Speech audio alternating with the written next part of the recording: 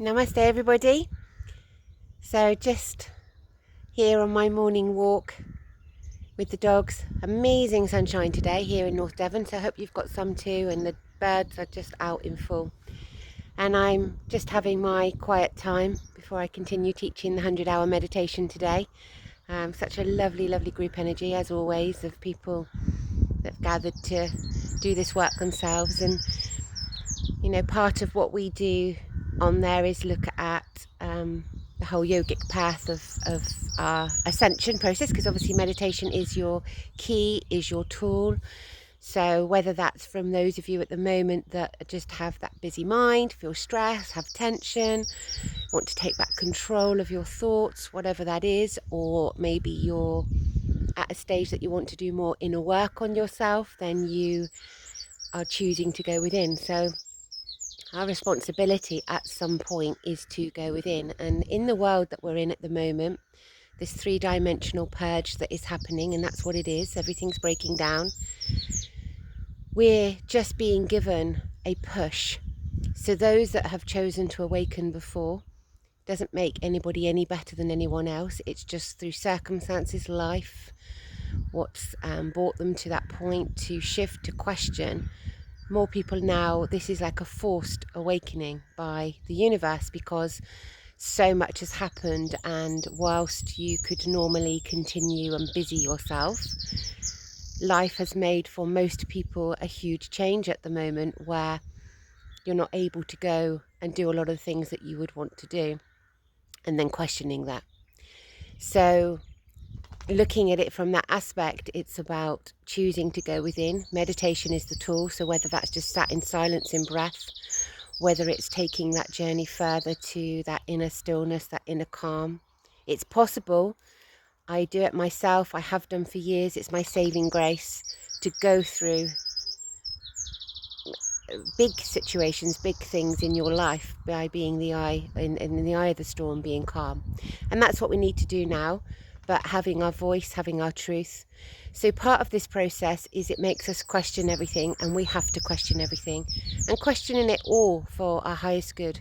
I've spoken to different people over the last few weeks, and some of them just coming out with this amazing will to help each other, wanting to show compassion, wanting to make changes, not agreeing with all the things that are aligned and set up in the three-dimensional world for us. All of those, it brings in vaccinations and things like that. It's not anti-vaxxing. It's literally looking at what it is, what's going into us, what we've been doing, how we've been treating our health, our well-being, all of these things. And then I've had other people with huge common sense saying this doesn't make sense of the scale of everything, but yet they're waiting for a vaccine before it's safe to go out. So what that highlights for me is just that ability at that point just to question. Nobody's right or wrong in your eyes, but you must question everything and sit with it, go within, trust your gut. And society and conditioning and the three-dimensional world has not allowed us to do that freely. It's been designed to keep us busy, keep us conforming, running around. Our fears are our paying our bills to survive, to eat, to gain some solitude for most people until you waken up. But when you awaken, you bring in that sense of freedom, that choice, that you make different choices that make your well-being more aligned for you, more meditation becomes part of you. So for most people that have done that process, much of life hasn't changed at the moment, and for others, like I say, it's a forced awakening. I just want to bring in ahimsa, which is non-violence. It's something I gave with the group yesterday in their 100-hour meditation to study. Non-violence is about how you're treating yourself, what you say to yourself, how you treat others. Hear yourself. Are you putting that pressure on you? Be kinder to you. Non-violence is, what we do to our bodies as a treat. Often isn't a treat. When we hear people, for instance, give children fast food as a treat, it isn't actually a treat, is it? Something much better and aligned could be determined that way, but not by society, not these things that are designed to keep us ill.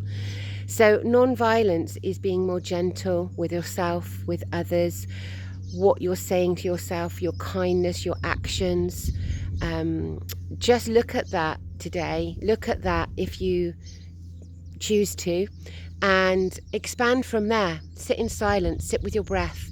You're welcome to go to my free meditation page, join in some of the videos there of just sitting in silence, breath, how to meditate.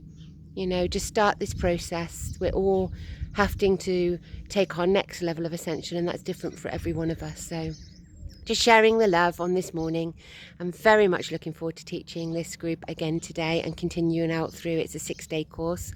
And welcome also to all of those that have just joined the High Dimensional Portal. They've got lots of different things in there. We've had a huge shift in there, so we can all communicate and chat more freely without the restrictions of social media and Facebook blocking and banning. So a nice sacred space within there. Namaste, everybody.